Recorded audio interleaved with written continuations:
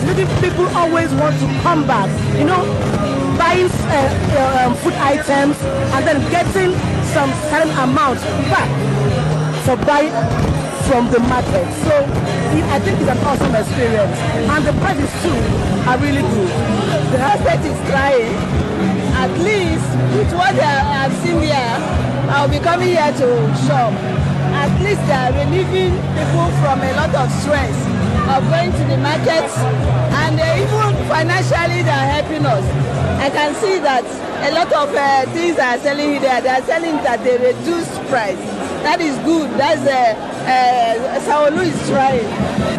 It's just once in a week, but I mean the market you can see everywhere is filled up, and some of the things are even finished. You know, aside that, a lot of prices are actually good. They are on point. Because before I came down here, I priced the watermelon, which was priced for 3,000 pounds. I came here and I got it for 1,005. If I can get my tuber of yams of 1,715 here, it's awesome compared to what we have in the market price. So I want to urge Lagos State to take it bigger. This place cannot contain us, especially now that when we have festive period coming up and the Christmas or Ramadan, there's this to expand. And we'll be happy to come again. Thank you so much. It's been wonderful. The prices are awesome. I think it's really commendable. That's what I want to say. I want to say thank you to them. But I also want to say that we need more of this kind of initiatives. Wow. The third Saturday, yes. And I had the opportunity of enjoying the 25% discount last week, and even today we bought the vouchers for pepper and tomatoes, and then for yam, chicken and guinea fowl we've enjoyed. The prices have been worth it. For example, I'm getting 2 crates of eggs for 5,100. I don't think we get a better deal than that in Lagos. So yes, I don't know. I'm excited. I'm happy. I don't regret coming here. Well, everything was okay. The discount is sure. Lagos State, thank you so much.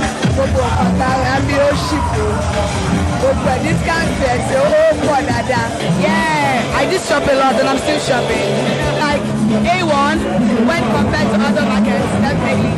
I'd say that for this environment, it's perfect for me. So yeah, and then the prices also, they are not so bad compared to the ones you see outside. Yeah.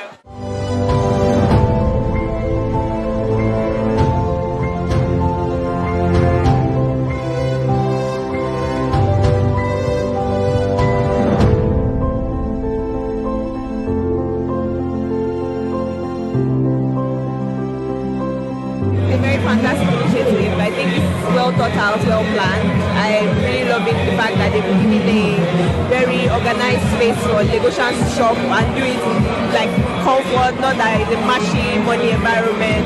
So I think it's really nice. Kudos to Lagos State government. Like, this is really good because it's less stressful to the normal markets. So we really appreciate it. I want to thank Lagos people. All I can say is to thank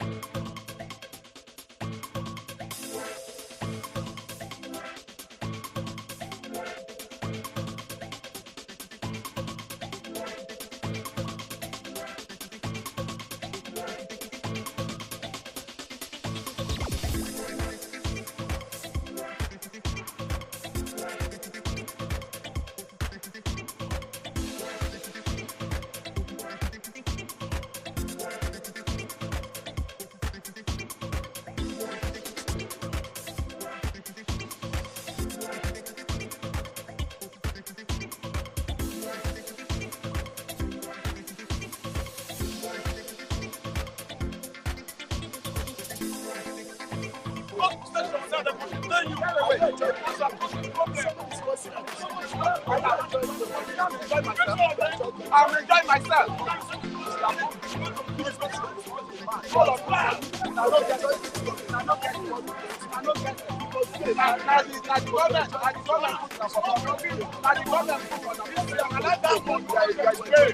Get away. I enjoy it. I'm enjoying myself. Yeah. I'm enjoying myself.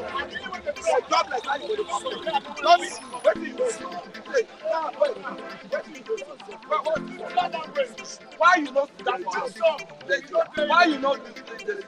Why you not? What is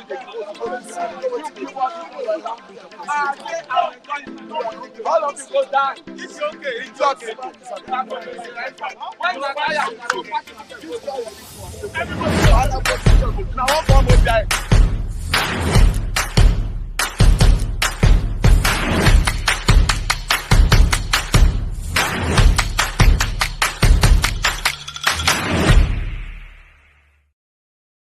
This thing, go on that bridge. What's the problem? Can you guys take it easy? You sleep on that street there. What's the problem? Oh, sorry, we are live. It's the 14th of March, 2024. Right here at the newsstand. This morning. Of course, you know, it's bystanders at newsstand on Flip TV. I'm the uncle of Mike. Thank you so much to the viewers all over the world for always joining us on this platform. Thank you for your support. Thank you for loving us. Thank you for watching Flip TV. All right, latest development in the country. The Nigeria president talking about Ashwaju Bola Ahmed Tinubu ordered the opening of border with the Niger Republic. Opening of border with Niger Republic, both land and air.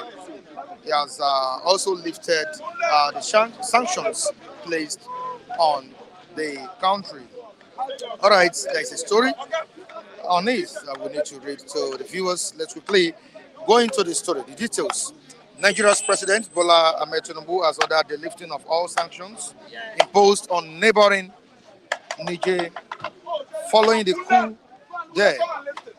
Mr. Tinubu gave the order on Wednesday following a decision by Ecowas leaders to lift all sanctions on Niger, Mali, and Guinea, three West African countries currently led by putschists. According to a statement by his spokesman, Ajuri Ngalale, President Tinubu directed the opening of Nigeria's land and air borders with the Republic of Niger and the lifting of border sanctions against the country with immediate effect. And on kidnapping, the abduction of students in Kaduna, the president, Bola Ahmed Tinubu, has said that on no condition should the security agents, also government, pay ransom to these evil men.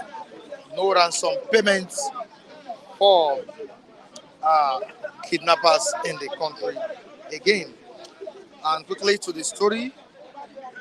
On this, President Bola Ahmed Tinubu has again directed on no condition should ransom be paid to kidnappers, bandits, or other criminal elements for the release of their victims, as he read the country's security agencies, the riot act following incessant kidnap incidents.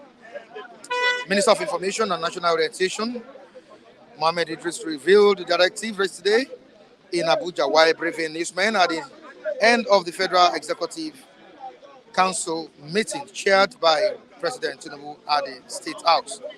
The federal government also said it was still reviewing offers from the United States and other countries to help in rescue missions, saying it would disclose its decision soon. No ransom payment to kidnappers in Nigeria.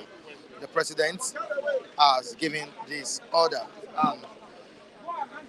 On to the next one, which is the papers. Let's quickly read the papers we have here. First news. Step aside now, PDP tells Akpabio. Step aside now, PDP tells Akpabio. That's on the 3.7 trillion naira budget padding controversy. Step aside now, PDP tells Godswill Akpabio, the Senate President. Fresh twist to budget padding controversy as Bud IT confirms Nengi's 3.7 trillion naira allegation. Better Edu reps urge federal government to hasten investigation on this Nigeria. Nengi Southern senators move to check alleged excesses of northern colleagues. Revive forum. We are for unity of all parts of the country, not just south, says Abiru.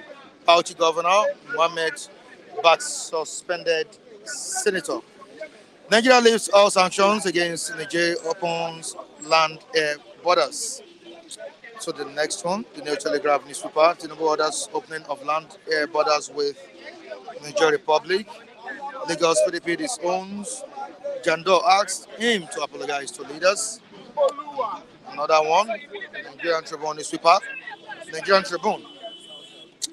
Aftermath of Nengi's outbursts, Southern Senators Revive Forum elect Abiru as leader. On kidnapping issue, no ransom will be paid. That's what federal government has said here. The Punch newspaper, 30 states defaults, labor films, pensioners threaten protests. That's on the matter of 35,000 naira wage award. Donation newspaper, 10 states paying wage award to workers. US orders offer to assist in combating kidnapping in Nigeria. US orders offer to assist in combating kidnapping in Nigeria. On this day newspaper, Tinubu was, as he said, as the president said, no more ransom payments to kidnappers. Rates riot act to security agencies. Daily Trust newspaper, Nigeria reopens land air borders with Niger. More controversies, that's on Vanguard, more controversies over 3.7 trillion naira gap in 2024 budget. That's what we have on the front page of Vanguard newspaper. More controversies over 3.7 trillion naira gap in 2024 budget. The last paper, The Matrix, anger, outrage, trail failed take off of student loan scheme. Anger, outrage, trail failed take off of student loan scheme. All right, we still have other papers here. We won't go beyond this morning. No ransom payment to the kidnappers in Nigeria and other elements. No ransom payment, that's what the president has directed, and we need to abide by this. But there are reactions to this statement by the president of the country. The situation where we have our loved ones and the kidnappers, then you expect Nigerians not to pay ransom to these kidnappers. Let's see how it goes. All right, bystanders at listening. You're watching us live on Facebook as well. You can comment on Facebook in the comment section on Flip TV. You can also comment, share, like our videos. Very, very important. Especially this program, bystanders at listening. Comment, share, and like the program you're watching presently. The sister channel also, we are streaming live on the sister channel for People Plus. You can go there to comment and watch us live. Thank you so much, everyone. We appreciate you for joining us on today's edition of this program. Quickly to our reviewers here. Good morning to you. How are you doing? You're welcome on the program. What are your name? My name is Paul Peter. Yeah, Paul Peter. All right, thank you so much. It's bystanders at listening. And we have Paul Peter here. Good morning to you, Paul Peter. Thank you. Morning. How are you, sir? Yeah, I'm fine. Talking about insecurity in the country, especially the recent one in Kaduna, the abduction of over 280 students. The federal government has said to the country, all Nigerians, that there will be no ransom payment to kidnappers. And I don't know your reactions to this. These are students that, after 5 or 6 days, Matthew, they are still held in the captive of these kidnappers. What do you feel, or how do you feel about the statements of the president at this point that we need these children out of these kidnappers' captivity? Thank you. Yes, this kidnapping thing is not today that it has started. This thing has started long time ago, and up to today is quite unfortunately that we are experiencing such things in our country. But for me, I think it's a good thing if the government are not going to pay a ransom. But there is a role that the government need to play, which if that role pass their power, they can use international community. Because in life, if something pass your power, you get someone who knows, who has the idea more than you so that it will help you. It's not a bad thing to ask because even the spiritual book tells us that we should ask. I believe if they ask people who they have the knowledge of tackling this thing, they can help them to bring back the girls. But because they will not do that thing, because some of them are the one who are actually doing those things. They are the one who are organizing those things because those people that will go and kidnap people, if you see the kind of a gun they have, I can assure to you, they don't have money to buy such gun. And if they have money, they cannot be doing those things. So there must have to be the hand of some government leaders in this thing because it has been a long time we are experiencing this thing and up to today. So I think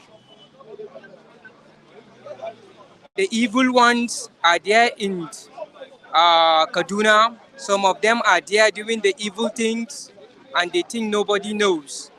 But we, the good people of this country, we knew there are some people who hand are joined together.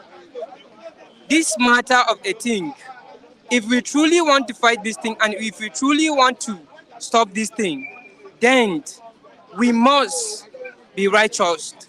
And how can we be righteous? You cannot be doing evil and you are righteous.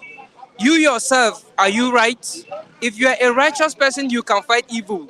Even though nobody is perfect in righteousness, but at least if you can feel that there are certain things you do which you don't like, you can take, you can just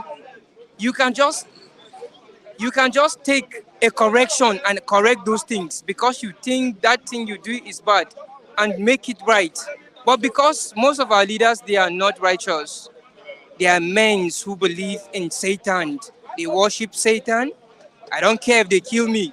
I'm ready to die. They worship Satan, and Satan will never give you freedom. And for us to be free, and for us to be free from this banditry, we must fight Satan. Our war first is with the Satan. Then second, with the ill treatment that is going on in this our country. Then we can achieve greater success. We need peaceful protests. And this thing, white people cannot come and fight for us. Nobody will do this fighting for us. We are the one to fight for this, and we will surely get things right if we are ready. We need to take away fear in us because the thing that stop us in achieving greatness is fear. We have fear of the devil. We have fear of the wicked people. But when we take fear out of us, even the wicked people, they will be afraid of us because they will see that we are not afraid. And for the good people of this country, I know they don't like all what is going on in Kaduna plus Jos. I'm from Jos. Jos is not developing because of this thing. Crisis, crisis, crisis. There are people that are ready to invest in Jos, but they cannot invest in Jos because of crisis, crisis, crisis. And it's all because of the wicked men that are in Jos. But if the good people will stand up, I'm telling you, the wicked one will hide and things will surely go well. Thank you very much, sir. All right, you said you are from the northern part of the country. Yes. Specifically, Jos. Yes. Can you tell us? Have you stayed there? Yeah, I've stayed in Jos. For how many years? That's why they give birth to me. Wow. Yes. I stayed so long for almost 30 years. Yes. The state has been under terrorist attacks for quite some time. Yes.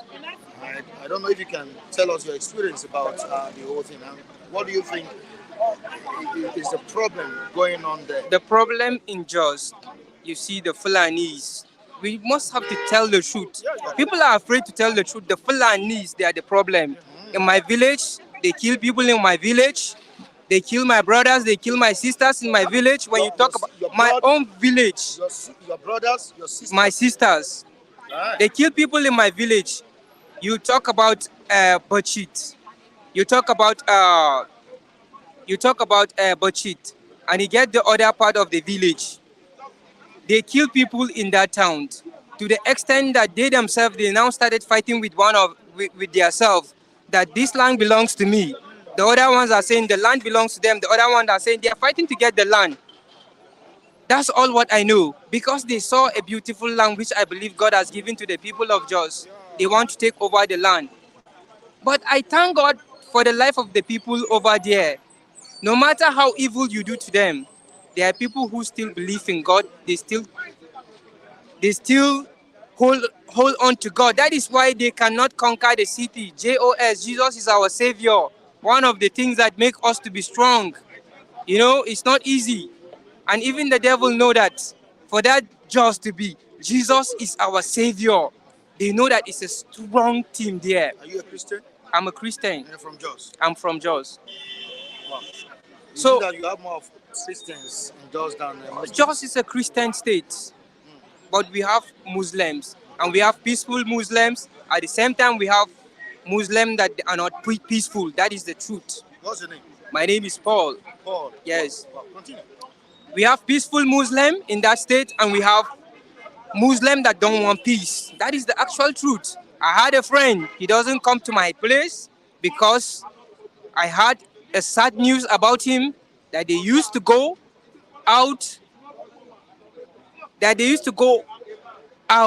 In the middle of the night to harm people, all for the sake which he believed about his religion, that it is good for them. That's what most of them used to tell us. We grew up with some of the boys there. Some of them, they don't even tell us ourselves, but sometimes they do tell us in front of us, to our face, that we are not their friends. They will tell us that that if they kill us, it's a blessing. That's what they used to say. And people are afraid. The world, see, it is time that we need to say the truth, because only the truth will save us. When we are afraid to say the truth, then we are the one to suffer. We are to say the truth, even if it means we are dying for the truth, because we have hope if we say the truth.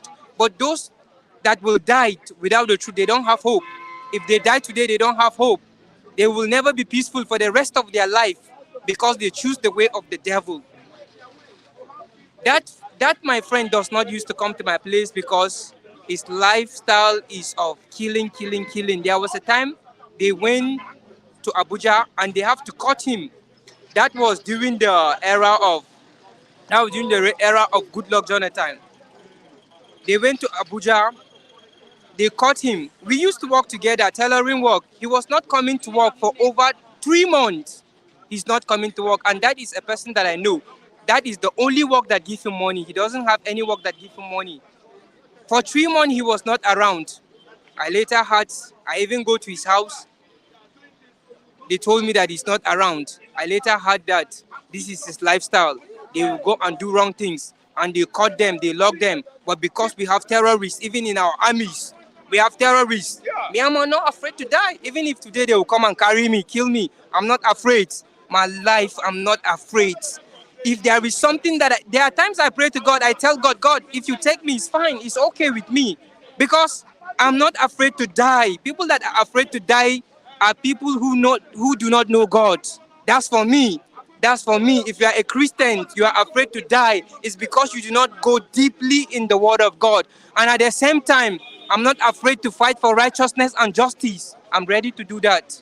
I might be as small as you can see me, but my heart is bigger than me. That's one thing I know. My heart is mighty than me. Are these guys living within you people? Are they among you guys? They are among us.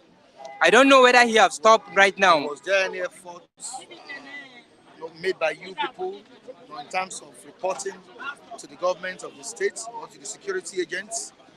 You know, you live in Nigeria. The truth is that good people are afraid. People are supposed to talk. In this country, there are people that they are keeping what in their heart. We have leaders that they want to say the truth, but they are afraid because if I die now, who will eat this money? If I die now, who will control this organization I'm having? If I die, they are afraid. But in this life, even when you make money in this life, you need to think about death anytime it comes to you. Fight for righteousness. We have seen people like don't like this guy in America, Martin Luther King. He has it. He went to school and he has achieved greatness for himself. But what end at the end? What has happened at the end? He have to wake up and to fight for his people, so that they will get the good life that now they are having. Because for him to enjoy only him, and for his brothers to live in a life that is not supposed to be, he has to wake up. He has to fight, and with some good Americans, with good. Sorry for stopping you here. I would like to have a personal interview with you. Okay. Later, of the program. We still have other people here. Okay. Thank you so much. I really appreciate you for coming. Okay. All right. Okay. Quickly to Oluwawan from Badan. All right. Oluwawan. Yeah. Good morning to you. Good morning, Mike. How are you doing? I'm fine. All right. As an order by the president of the country, before as an order by the military, the police, the president has said it now that there's no more payments. No more ransom payments to kidnappers, and he has read riot acts to security agencies. See, that language is it's a welcome development. But will that language be reality? Will they do the real thing of the president? See, when the president gives order, we have been hearing of this language for a very long time ago. See, it's like inside the government, because the government said it said, Jonathan Goodluck, he said, the cabal, they are inside his government, the mafians, the people around, the bandits, just like what my guy just said before he left. You see, without the assurance of inside, outside can never enter and dominate. You see, for a long time ago, Jonathan 8 years, Buhari, Jonathan 6.5, Buhari came. Now this man came. We are seeing hearing the language. So I'm trying to let the government know, especially the president, let that language be reality to the security operatives. See, let one person or two persons show an example to Nigeria to know that yes, no matter how caliber you are, no matter how ranking you are, somebody checkmates you and you found you guilty and they discipline you. Yes. See, we don't have any person like that. See, okay, go to Niger Delta, you see that okay, most of those warriors of Niger Delta, they are pointing finger in the military, Navy officer, Army officer. They say they are responsible for this buckling of a team, carrying vessels from nowhere. Pipeline will be long from here to the other side. They will pipe all the whole vessel, the crude oil to that place, and nobody have been prosecuted. Can you imagine? So it's like they are powerful, but now when the president now saying now, because Nigeria is tired of what is happening within Nigeria, we don't have another place to go. So we have to make a peace, a reality environment for you and I to stay. Okay, can you imagine just right from day one, just have a state that's it's like they want to claim it by force. And there is government on seat. Every day, every year. Massacre. There is not one day a prominent person is brought to book. So let the truth, according to him, without the truth, zero will occur. You will never see the light without the truth. So let Nigeria check their mind, especially our government. They should renew their mind from that darkness to light. Then let us see the light. The light will set you and I free. because there's a hidden agenda under them. And that agenda is going to perish them, except they know the truth. And the truth will set you and I free. You can't be killing human beings like goat and fowl every day. And people will be watching, people will say, okay, the security will take control of it, the security will investigate. How long? But now, when the president has spoke from his mouth, let us see, and I believe in positive, because we are tired of negative. Nigeria is too big for this mess. Yesterday, Nigeria was a lion in Africa. Anywhere they make money, they send Nigeria soldier there. See, there was a time when Nigeria soldier want to left Ecowas, Sierra Leone. The Sierra Leonean was crying that they should never leave because they now make peace for them. They now sleep with their two eyes closed. They will not leave. They will not allow them to leave. They were begging Nigeria soldier not to leave them. Nobody temper our territory. Nobody will say hi to us. But now it's Sarah. Can you imagine? Where are we going? Where will we come from here now? How long are we going to live with this type of situation? Let's erase it. Please, we are begging anybody that is responsible, especially the security officers, because they are responsible. They are the one that keep watch over you and I and our authority. They have seen the same soldier yesterday. See, it's like their mind have been changed. Let them go back to the olden days, the drawing book. Because Nigeria is a state that God created, that we must live together in peace and harmony. We can't be suffering every day. We can't be hearing all this language. Okay, now, I give kudos to the president of opening the border of those sides, but I will also let him to open the real border here. The real border here is one that feed, and Lagos accommodate all Nigeria. Well, it's not a failure on the parts of Ecowas for this lifting the sanctions. Okay, let me tell you, Ecowas, you see, this language is a diplomatic matter between the world. This is a country, I'm talking about Niger Republic. Okay, Niger Republic. It's a country being ruled by junta. And that was the reason they blocked sanctions on them. You lifted it. And you lifted it. You see, there was a pressure on them to lift it because of security implication. Okay? You understand? So let us be frank with ourselves. See, the government of those fracassed countries, they are trying to move away because they are tired of that bondage, that hostage that the France government have been placed on them for long ago. See, that's why this country now, this demonic country called Russia, is trying to use that advantage on them, and it's under them. And if you allow that one to reign like that, they will penetrate in other countries. And they will penetrate, their own is evil. So we don't want that. So that don't you see what happened? After the sanction, they now remove their self from the body. And it's a sign of danger. You understand what I'm saying? It's a sign of danger. So opening that place now will be a little freedom. A little freedom. And that because of that electricity, because they have been suffering.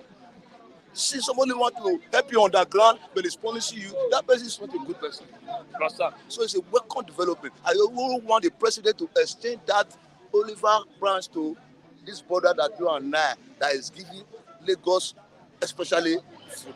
And Lagos is Nigeria. No Lagos, no Nigeria. Lagos is almost more than 3 nations in Africa, the population. When you now see they don't block where the food now came, that's why you see the suffering here. It's above. So let us think twice and think about this side, because we are the most populous than them. All right, thank you so much. God bless you, man. I appreciate it. You're welcome. Very much. Good morning. Good morning, Mr. Mike. Welcome on the program once more. Good morning. All right, the reopening of border is another issue in the country. The president has directed the opening of both land and air borders with Niger Republic. Like Oluwawan said, that the exit of these 3 countries, Niger, Mali, and Burkina Faso, if I'm not making a mistake, was a dangerous sign to ECOWAS as a body. And it's a welcome development, according to the welcome development that the Nigerian government has lifted the sanctions on this country, talking about Niger Republic.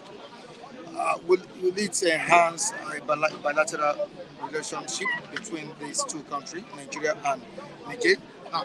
Aside that, in terms of security, there have been threats that, or that these reports that this might pose danger to security in Nigeria. But how do you see these developments? Look at it holistically, Matthew. How do you see it? Was that a good move by ECOWAS?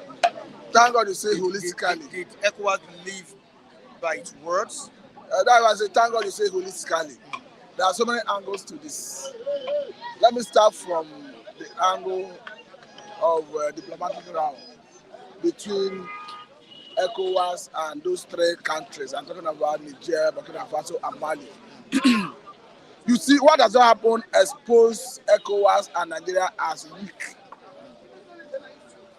Like at the time you open the border, they couldn't have done otherwise because the sanction have been rubbished by Niger. Because even if the sanction had effect from the beginning, they damp all consequences of the sanction and forge ahead. And Nigeria as a sovereign state could not do otherwise after the three countries exit from ECOWAS. Just like what you were saying, it has implication of if we have a diplomatic row with them. And most of these trans-border crime, terrorism we are seeing, some of them come from Niger. I will border with Niger in about 7 states. So if Niger is not collaborating with Nigeria, terrorists, criminals can use their country as safe haven. They perpetrate crime here, run into Niger, and stay there. Don't forget that the other time, under Muhammadu Buhari, that 27-year-old American Philip Wanton that was kidnapped in Niger and was taken to Sokoto. You see the relationship. The boy was kidnapped in Niger, he was taken to Sokoto in Nigeria. So the American security agencies came to Sokoto to rescue him. So we are too close and we border in about 7 states. So I think that better explain the reason Nigerian government and ECOWAS swallow their pride. But for me, ECOWAS is a toothless bulldog. It's another thing to look at whether democracy is working in Africa or not. Yes, democracy is not working. Because if democracy is working, you will not find a situation where the military is removing a democratically elected, a supposed democratically elected president, and the citizens are pitching their tents with the military. It means this is the government the people want. So it's not about whether it's military or not. If, for instance, in Nigeria, the military takes over, I see Nigerians in their number trooping out of the streets, celebrating, it means that the government they want. But if the military take over in Nigeria, for instance, and you see Nigerians protesting against it, it means the democracy was working. And what we saw in Niger was, as the instance of the military taking over the government, the people were in solidarity with the military. Even when ECOWAS rose to oppose the military leadership, the people were calling Nigerian president names, asking him to leave their citizens and their government alone. So for me, I think ECOWAS is weak. They have lost that potency for us. I think they just wanted to salvage what remained of the dying body. Because just like I said, as at the time they lifted the sanction, they couldn't have done otherwise. Because these people already existed from ECOWAS, and they have not even issued any statement after the lifting of the sanction, whether they are coming back to ECOWAS. And they have been doing their business commerce-wise with other international partners they have, without minding the consequence of sanction from Nigeria. So I don't know how Nigeria hope to manage to get to that status and be respected at that level of ECOWAS, Economic Community of West African States again. I don't see Niger, Burkina Faso, Mali giving us that respect they used to accord to us. Can the lifting of these sanctions bring them back to the body, ECOWAS? That is why I say Nigeria and ECOWAS is on the begging side now.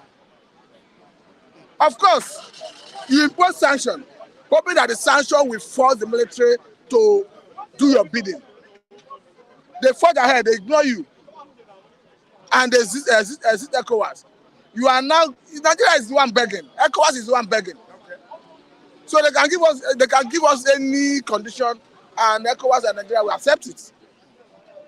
because they are yet to issue statement with respect to whether they are coming back to ECOWAS or not. And as it stands today, the three countries are out of ECOWAS. Yes. And it's a big, because there's no how you look at it. No matter how you look at it, a heart divided against itself cannot stand. It's a minus to ECOWAS. So Nigeria is an ECOWAS side, the better side, if you ask me. All right, on the issue of criminalizing ransom payments, the president also reiterated it, saying that no security agencies should pay any money to kidnappers in the country. But the question I want to ask you is that did the president think about collateral damage before making this statement? There are students. For me, I think in captive of I want to believe that the president was misquoted, and I want to believe that the president will give it a second thought. I want to believe that the president is aware that the life of those students matter. I want to believe that the president knows that those students committed no crime. Because if you are looking at discouraging kidnapping as such, you don't want to pay ransom. It's not a situation where you have, if you put the number of students kidnapped in Sokoto, in Kaduna, and in Borno IDP, you are looking at 280 plus 200 from IDP in Borno, plus about 50 something or 60 something in. You are looking at close to 500, 600 persons. Even America, if they are pushed to the war, they negotiate with terrorists, they negotiate with whatever criminal you call it. Just to save if they are faced with such situation, we are talking about life. Israel, Gaza, Israel, Hamas. At the point, Israel entered into a deal with Hamas. Are you telling us that America does not negotiate with terrorists? That's no, he will have his day, he will have his time. Right, yeah. But the point I'm trying to make is, Israel at the point negotiated with Hamas because they have their loved ones in captivity, their citizens in captivity. America, quote me, if America's citizens are kidnapped and the rescue will expose the citizens to danger, America will go into negotiation. That notwithstanding, after the rescue, after the release, they will go after those criminals. In the circumstance, it doesn't make any reasonable, I don't want to use a word that the organization saying. For me, it is not the right thing to do. To say, when you have your citizens in that number in captivity, you are saying security agencies, we know Nigerian security agencies don't have the capacity to go for that rescue mission. Do you now want to sacrifice those blood on the altar of you don't want to pay ransom? Are you telling me that if Mr. President's son, I don't pray for such, is in captivity, the president will still be saying this? I don't think so. I don't think so, honestly. The same question I was asking Muhammad Buhari, that if his son is held captive, will he say he's not going to pay ransom? I don't think so. We are talking about human beings. We are talking about human beings with blood in their veins, just like as the president have blood in his vein. And we are looking at that number. The money you are saying you don't want, I said here the other day, there are so many options the government could adopt, even in the midst of paying ransom. Opportunity abound in it. It's not everything you should saw. The opportunities are bound in even in the ransom paid in this circumstance. So for me, I think it's wise. All right, let's quickly take the comments of Romero Ray. Mr. Mike, trust me, they have finalized the amount they're gonna pay to the terrorists. They have finalized the amount they're gonna pay to the terrorists. Maybe the government doesn't want it to sound like they are paying. But this wrong contrary to the opinion of the guy behind me.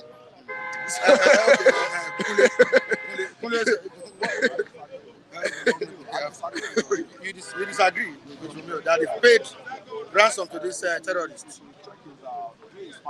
So how do you think they can get, or they will get those victims out of the custody of these guys? Come. Mike, thanks for the opportunity given to me. I want to say that issues of giving, what's it called, bribe or giving money to those bandits as this thing for them to release those kids is not acceptable, and the government is not thinking towards that. Why am I saying this? They want to turn into a job, an investment. They want to turn kidnapping into an investment.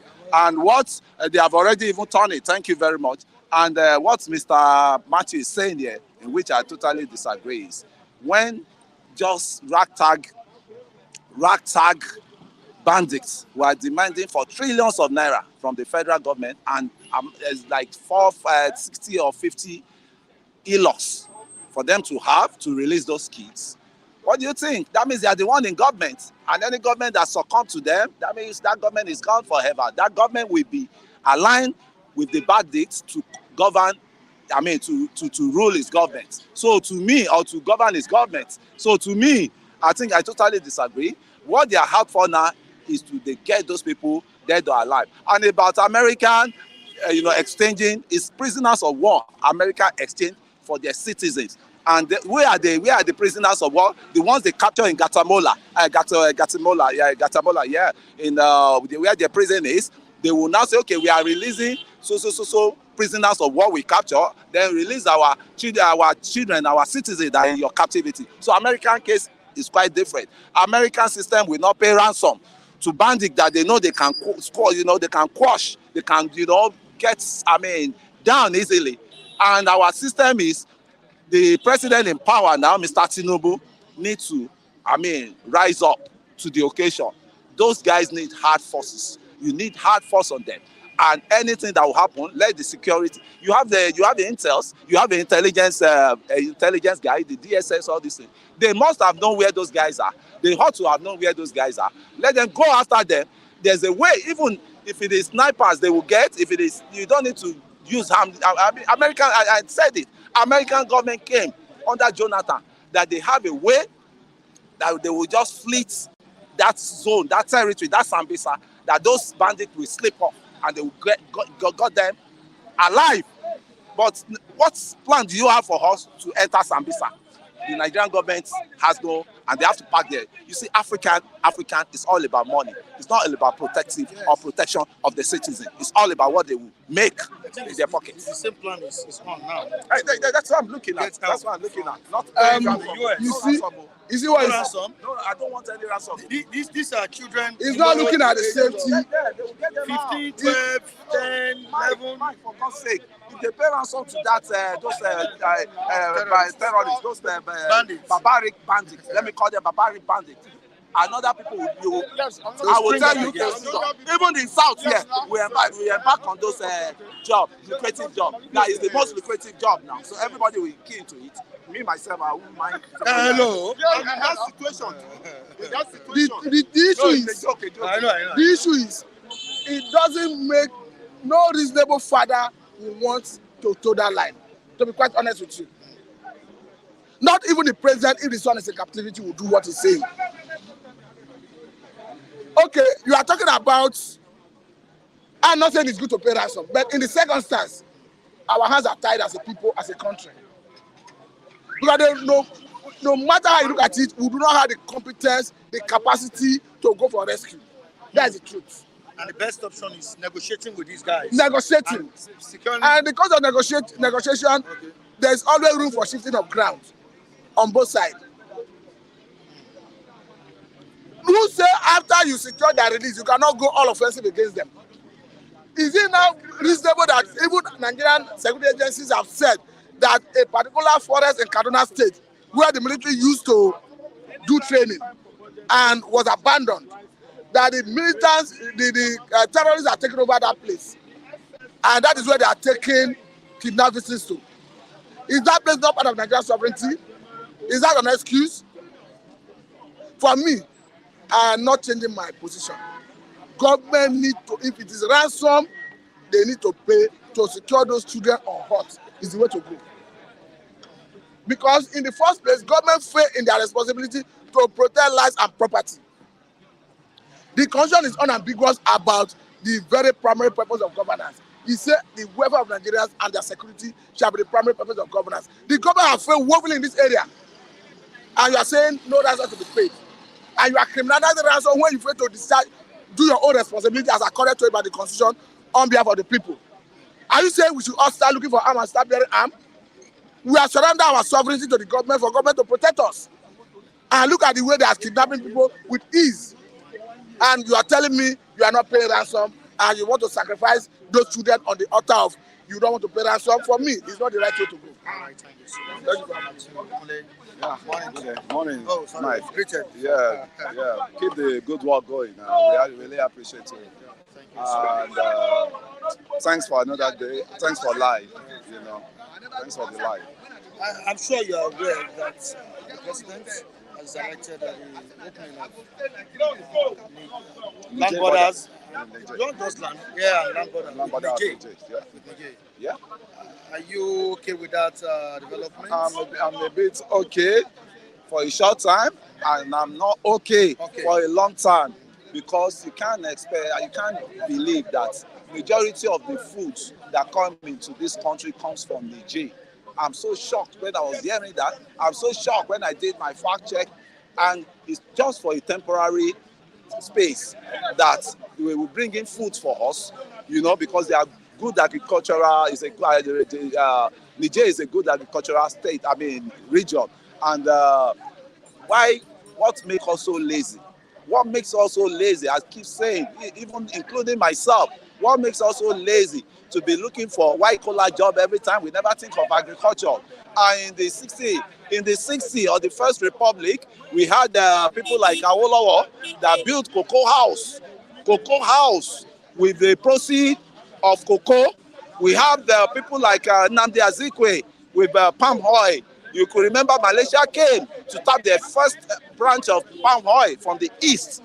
And where are those visions? Where are those missions? Everything has gone down the drain. Everybody is looking for a white-collar job. And, I think we deserve what we are getting now. Because all of us abandoned agriculture. All of us abandoned agriculture. Agbedeloba. Farmers are the king as we're talking now. Farmers are the king. If you are a farmer, people that are complaining now, the other of us that are complaining, if you happen to be a farmer, just go to your farm, get what you want to eat for your children, and get what you want to, sell out in the market. You make some good money. And these farmers, the ones that preserve their products, they are making hell of money. But the problem now again is this insecurity, because can you go to your farm without any security nowadays? No. And it's so worrisome that is where the government has to come in. And the government has been playing a hide-and-seek game with this security issue. If you want to crush these people, it doesn't take you long to crush them if you're really ready for them. And imagine a bandit coming on the front page of the newspaper to demand 40. Imagine 40. That means they look at us as non-entity in this country. They look at you and I as non-entity. It's so sad. It's so obvious that there are some political tone behind it. Back up. Yeah, we know that. We know that one. As I said, kokoro to je follower. So the insects within that northern region that's producing those bandits, they should go and check them out. And I kudos to what the emir of Sultan of Sokoto did. Being a trained army, being a trained retired colonel, and he told the governor to set up the local vigilantes, local arms, local vigilante that will be securing that route. So to me, if all northern states can follow suit, instead of pampering these terrorists, ragtag terrorists, put them to jail, or if it's possible, eradicate them, kill them all, so it will be a deterrent to others. So I did not support what Matthew has come to say here, because Matthew didn't want to start echoing what Gumen has been echoing. Is he trying to become another Gumen to plead with the bandits to give them amnesty? Well, talking about the life of these students. The life. That is where the strategy will come in. You see these guys that you call bandits, are they well trained as our military guys? Are they well trained? But the problem now is within the security circle, there are still some informants that leak any operation they want to do. So that's the problem. Yes, they know what to do. The life of these students. They know what to do. They know what to do, my brother. They know what to do. Just neutralize them. You said you can negotiate with them, and after that, you can go on offensive. You won't be able to. They want the cash on the ground, and the people that will take the cash. Do you know how people go to deliver ransom? They will make sure they ward off anything that will create, space for them to be arrested. They will wave it off, and they are fully armed. And you know that it is a serious problem as it is now. It's a serious problem because we tolerated this nuisance to degenerated into crime. For them to, it's a big money, it's a cash cow money business now. Cash cow money business to them. And since we've been tolerating them under the former president, I mean, when you look at the problem, but if they get snipers that can come in and flick them up, that's one thing, and they will just slip off. You flick them. What about the children? The children? That's the terrorists or the bandits. You flick the children as well. But there's a way. All of them will slip off. They will slip off. Yes, we must find a solution. We can't. Do we have the 40 trillion to pay? Do we have it? Although they will still negotiate, but they will be talking of billion. They are making a point. They will be talking of me and you never chop. Bandits, they demand for 40 trillion. Is this country insane? Are we insane in this country? But masses, 250 million people never chop. 300 million people never chop. Bandits alone, there are no more than 5 or 6. They are demanding for. In the comment section, Ordinary was said, I said it, the Northerners know what to do with the bandits. Definitely what he's trying to say is that the Northerners know what is going on in that region. They are involved. Even the political class. The emirs are involved. Sure. Even the political class. You're right, Mr. You're right. So that is why our leaders, our political class leader from the south here, are they follow come to those people, those Northern in the district? Thank God they are just waking up. That they've created the Northern Forum, Northern Senate Forum. Right. Now, and all of us has to be on one page. This time around, we all come together, and those guys are coming together. Nevertheless, of their shortcoming of 500 million, 500, this thing they share among themselves. It's now left for you. I know my constituency guy that represents me in the National Assembly has collected 500 million. It's now left for me to go back to my village to wait for him, to go back to my state to wait for him. We will look for him. We will definitely. Because if he's not there, that means we will start hunting him. No. You can't just wake up. You can't just wake up and sleep in slumber and start complaining here. We need to swing into action. Will they cooperate with you? No. That's the question. Will they not cooperate? Will the security not clamp down on you? You want freedom, and you think freedom will come at ease. Can you mobilize people? Can you mobilize Mike, before God the mind, I'm standing here, is a terrain I've passed through. It's a terrain. When we were still in 17 years of age, we were still youth level. It's what we've gone through. We sacrifice our life. That was 17 years of age. 17 years of age. And the same thing is people that so you will sleep somebody, you will sleep someone. Can you mobilize them? Mike, you can mobilize them. Mike, are we going to be docile for life? And some people will be directing our life, will be misruling our life, will be, tarnishing our life. Are we going to just docile like that? We need to take steps. When you hold one of them to ransom in their domain, let's assume in Osun, I go to Osun, I mobilize 4 people. What are you doing? A placard alone signifies say these guys are waking up. What are you doing with our constituency allowance? We've not seen any improvement. Police will come. Police self is facing it. Police children is facing it. You say police. That means you say one thing is instead of coming to bystand every time, nagging, what action are we taking to checkmate these people? Because they are our servant, but they turn it overnight. And without our votes, they can't be there. And we all went to school, at least elementary school. Thank you so much. Democracy is government of the people, by the people, and for the people. Why Thank are we you now so docile much. and sleeping in slumber? All right, God bless you. Thank you so much. Mike, let me tell you what happened. All right. Senators that are sitting in the House, nobody elected them. They were there on appointments. They rigged from local government chairman to presidency. Of course, you know that Tinubu rigged the election. You know. Wait, I know it. Everybody knows it. See, those senators, listen and listen good. Okay. They made themselves senators. Okay. APC made themselves, those people, senators. The overpadded budget, the budget they padded, they share the money among themselves. Nobody can come here and tell me that Tinubu is not aware. Pardon. Thank you. That budget padding, the office of the presidency is aware.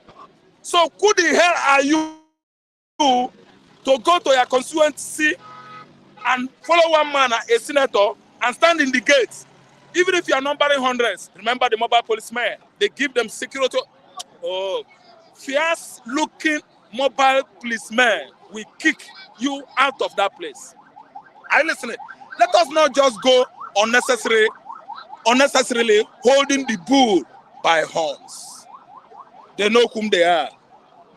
What happened in the House today, if properly expatiated, it is going to choke the whole world. This is how budgets are padded in Nigeria from military regime to Obasanjo, from Obasanjo regime to Tinubu regime. It was padded throughout the regime of Buhari. Buhari knew it. They shared the money among themselves. People are talking about padding. Padded. Of recent, we started hearing about padded budgets. It has been happening that, do you know that those people that are shouting now in the house, the House of Fulanis, they were padding budgets in the past. They were part of it, sharing the money. It is because that Tinubu has filled everybody everywhere now with his men. Not them. Not those Hausa. That's why they come out to know about. And that's why they're speaking out. Ningi is now sinking. Ninji.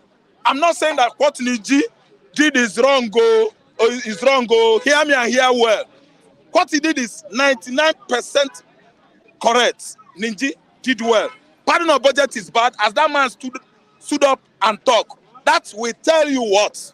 That the Hausas, they are not feeding fat anymore. Where they are feeding fat have been blocked by someone else. That's why they came up to protest. Ask them, were there no budget pardons in the past? It was proliferating, going on and on. These people are political profiteers. Is the transaction going on for a very long time? I don't come here to pad to pad my words or to, to romance truth. Truth, please be my friend. No. I always like to expose truth, whether the truth likes it or not. See, budget padding has been going on. But this time around, Nigerians are like waking up. The outsiders are waking up because it is not their turn now. The money is going to the Tinubu cronies, political cronies of Ahmed Tinubu. That's why those people that are not benefiting again are shouting in the house. Greg Obi was the person that break everything into pieces and say, and tell the whole world this is what is going on. Peter Greg Obi, let me tell you, let me be truthful to everybody. He pieces it and found out that almost 4 trillion were ahead. And that 4 trillion, no traced constituency project, no federal government project is traced to it. That's excess money. And before you could say Jack Robinson, okay, I think, do you know what happened?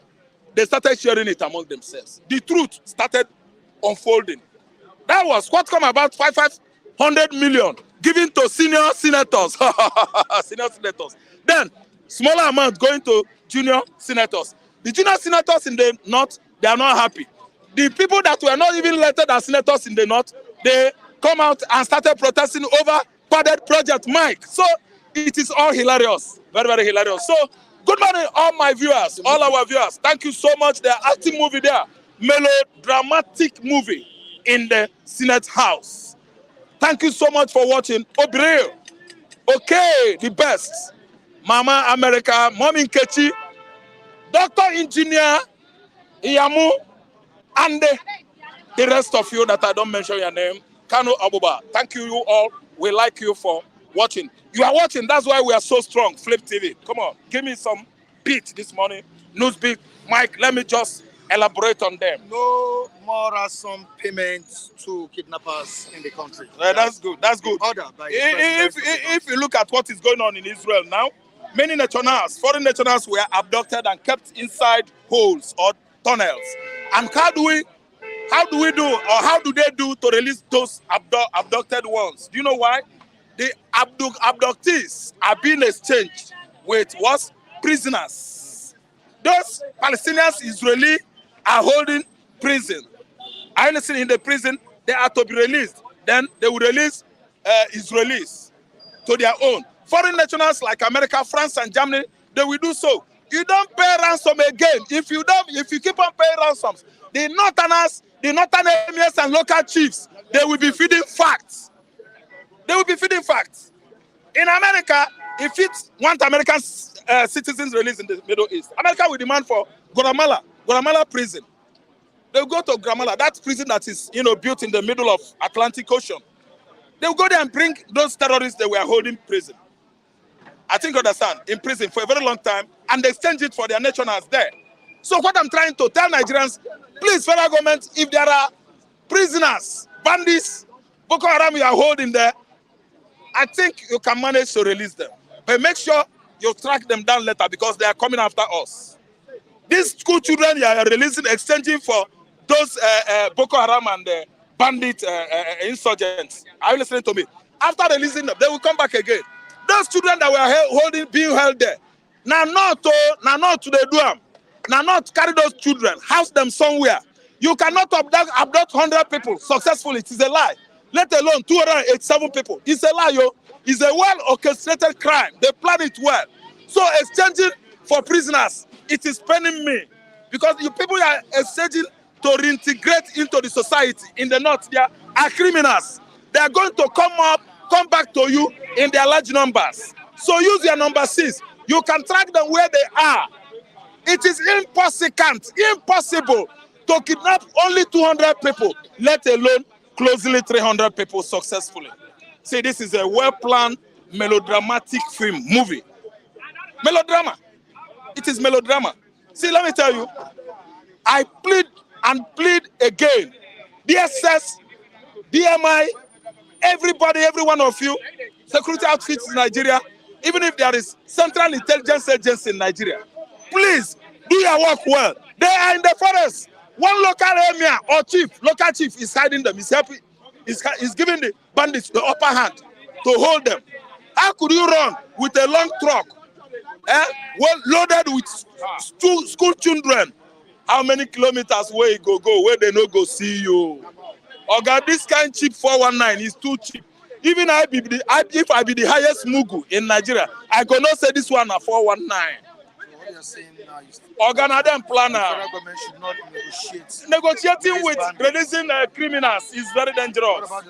The lives of the children is on the line. And let me tell you, their parents won't allow them slaughtered because all of them, they are in a game. After all, if you release the money, they will all be feeding facts. They go share the money. Budget padded budget padding is part of this kidnap because they are not eating again. They go connect with the parents. They go connect with the locals. And they orchestrate it properly to look as if it is original. It is no kidnap. Budget padding, that is what bring about 61 men, 61 people kidnapped in Kaduna 2 days ago. Buddha community in Kaduna State, apart from the 287 that were kidnapped earlier. Buddha community is on Al Jazeera, is in CNN. I don't know what Nigerian media houses are doing. See, Buddha community, 61 people again abducted. So that this administration will not move forward. North is running berserk. The North is angry because it is not their turn. North has been, over the years, for more than how many years now, eating facts. Criminality, from criminality, political business, transactions, profiteering is gaining. It's their gain. They are the one benefiting. And this time it's time for a Satana to rule Nigeria. They all started indulging into criminality of kidnap and abduction. See, North knows about it. Federal government should use their number 6. DSS, where are you? DMI, where are you? Intelligent police officer, you will all spring into action to find out where these pupils were ferried into. Maybe Sambisa Forest, it might be Yankari Game Reserve, in Bauchi or Plateau State. They might be there. It is impossible to kidnap good number of people. DSS, where are you? If it is in the southeast, you will go there and shoot the whole youth. If it is in Osu and Iyala, you go there and shoot a baby of 4 years. 3 months old baby was cut into two by bullets, where DSS and Nigerian soldiers were pursuing the youth, tagging them terrorists. To fear Kwa, Igbo man is not a terrorist. I debunk it. See, this is where I come from. I don't fear anybody. See my identity here. I'm from the Dutch nation. We are not constituting any terrorism across Nigeria. The people that are constituting terrorism across Nigeria are to be shot. They are to be arrested, charged to court, and make sure that the strong, long arms of the law catch up with them. Not the Igbo man. Not Igbo man. And I will never ever agree if federal government allow Badejo, the head of Meiti Allah, to go scot-free. It can never go scot-free. Somebody innocent is now languishing in jail. His name is MNK. He does nothing to Nigerian nation. And because of hatred you have in Igbo man, because of the kind of animosity you place upon the people of the southeastern Nigeria, you allow them to be dying in jail.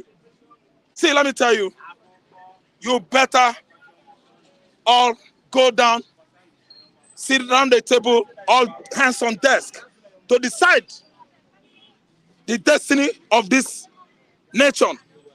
Unbalanced politicking. The kind of political system here in Nigeria is not balanced. It does not favor the KK. It does not favor Okafo. It is only favoring the people from the axis of the geography, mid-belt, some corner in the south. You are leaving one side there. You are telling me that Bodijo is being charged of terrorism and you are looking at it 2 times. This is the head of Meiti Allah, or the Katuriara platform across West Africa. He is the head. They are the one that are terrorists, killing in Yoruba land, killing in Igbo land, killing in the mid-belt. They are the one. You don't look at it 2 times. They are the criminals. They are the bandits. You don't need to telescopic 2 times before coming out with the undiluted truth. Raphael? Mike, may I hear you? All right. Don't you think there might be implications of not paying ransom to rescue these children? I don't care if there is any implication or if there is not. When you see a well-orchestrated crime as an ordinary citizen, you know how the format was, neatly prepared, written. You don't need to tell a DSS what is criminal and what is not criminal. DSS, they are well-trained security actors. Are you listening to me? They can tell you how to commit crime. See, if you and I are just screening it 2 times, it means we are fooling ourselves. I don't look at it from any other angles. Nigerian police know that they are planning it themselves. Every Nigerian in diaspora and both home, they know that it's a well-orchestrated crime. You cannot kidnap more than 200 people and go scot-free in a Ibadan Express without somebody from Mowe Tedo, somebody from Ibafor seeing you as you are cornering them, matching all of them right inside the bush at Chagamu. They must trace you. Okay, let me tell you, it has been a long time we've been Mugu. All of us are Mugus in Nigeria. This time around, we are all waking up from our slums. So you see no implication? No implication is there. Now their children, they won't slaughter their children. Those people in the north, now their children, are they Yoruba children? Even if they are, how many Yoruba children are there? Are they Igbos? Even if they are, how many Igbo children are there? Remember the Chibok girls. Listen, do you see the school? Raphael, remember the Chibok I girls? remember. Do you see the school? Did you see the school? Have you watched it? Are they back to their parents? I watched the Al Jazeera. I saw the school.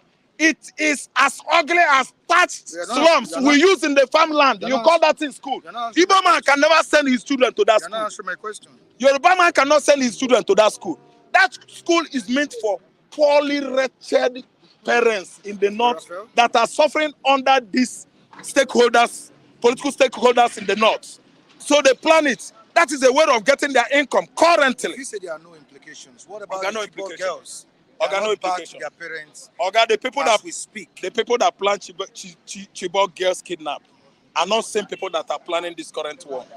when PDP was there, You said the APC. these are their children. Listen and listen. That they can't kill them. Okay, let me finish my analysis. All right. The same people, the people that planned Chibok kidnap, they are opposition to PDP. Listen and listen good.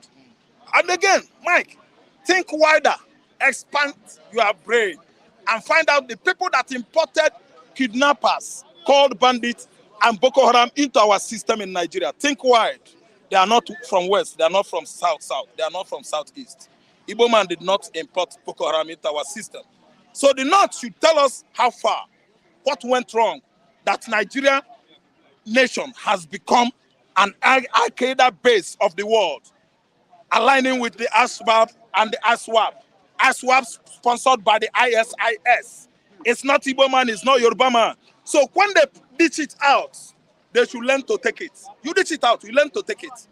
Are you listening to me? All so right. Any question might come up, because we are trying to maintain what? Decorum and the certain medium criteria. But I'm telling you that what is going on in the North is mastered by the North. Do you have any other question? All right, the opening of borders by the Ecowas. By the Ecowas. Okay, the lifting of sanctions as well. Okay, listen. Don't you think Ecowas has failed? Okay, Ecowas has not failed. Nigeria has failed. Ecowas never found. Nigeria be a border. I don't understand. You don't understand? That is Igbo. That's why I don't want my language to die. Because I listen to almost 100 interviews on social media. People are speaking their native language. Nobody crucified them. Igbo man speaking his own. Everybody will fault it. Who is crucifying you? West Africa. Hello. Who is no, ever found. I will break it down for you. And let me finish. So West Africa. No, ever have no. Nigeria making a their border against them. West Africa is there when Nigeria block the border. I don't understand what you mean. Listen, I have never said you criticize. I have never said, Mike, I have never said you did criticize. I said they criticize Igbo land all over the world. It's okay. All over Nigeria, they criticize anybody that speaks Igbo. In police station, they criticize Igbo land. Igbo man criticize Igbo language. Igbo man criticize Igbo language in the police station. Are you listening to me? Every Igbo man that is in police station, as a soldier, as immigration officer, if you come to him as your brother, that Igbo man will criticize you speaking Igbo to him. I'm not trying to attack anybody. No, I listen to me. Thank you. I'm breaking it down. West Africa, Nigeria block all their border.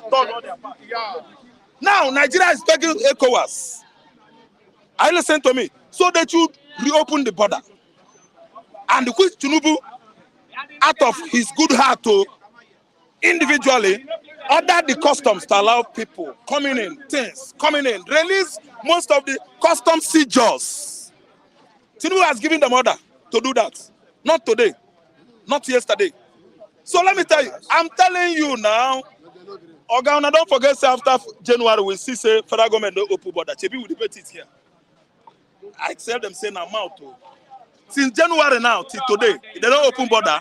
Okay, now, Agua, they go too much. Hunger, they go too much. Hunger is too much. Now, Tinubu is begging them to open the border. Why not implement it some 6-7 months ago? He come out after his inauguration within a short period. Niger border. Only Niger border. Niger border. Only Niger border. You know there was a sanction placed on Niger. I know. That's on the coup. On the military issue. If they open Nigerian borders, Nigerian borders, if open, the excruciating hardship will stop. Suffering, it will stop. If only opening Niger border, we are not going anywhere. Niger doesn't have anything. As far as I'm concerned, Niger is a dry land in the desert. They don't have anything to affect our Nigeria economically. If we open Chad border, it has no implication positively here, because Chad is one of the poorest countries in the world. We don't benefit anything from these two countries. It's better closed though. We don't need them. Okay? People from Niger are the people that have stopped Nigerians from operating Marwa, Keke, and Okada. In fact, a Nigerian man that can very well paint, a Nigerian man that can do laborer work like tiling, painting, organic German, they are fighting us now. They are the one doing the job because they are here. Their land is as dry as Kalahari Desert. I don't want to use Sahara Desert. Kalahari Desert. So opening their border with Nigeria is better than nothing. I don't support that. Let borders, generally, Bakassi axis, the border in Kwara State, the border in Idiroko, Owode, Badagry, Oga, the borders everywhere all over Nigeria should what? Be very, very over porous officially. They should open it. For good things, for imported goods, commodities, to start influx into our own country. Opening these two countries' border does not benefit anybody, anything. When you open it, more bandits, more insurgents from Chad, more insurgents from Libya, they will be coming from Middle East to infiltrate the Nigerian government. If they open these two borders, Buhari administration will still suffer much, much, much worse insecurity than before. Thank you so much. Thank you so much. Viewers all over the world, say thank you for staying glued to Flip TV. I really appreciate everyone. All right, we're bringing you the program tomorrow. Tomorrow. Our social media handles are right on the screen. You can join us on Facebook, Instagram, Twitter, others. You can also join me on Facebook at Michael Tebika, Instagram, Michael Tebika, TikTok, Mike Flip TV. We appreciate you all. Thank you. Bye for now.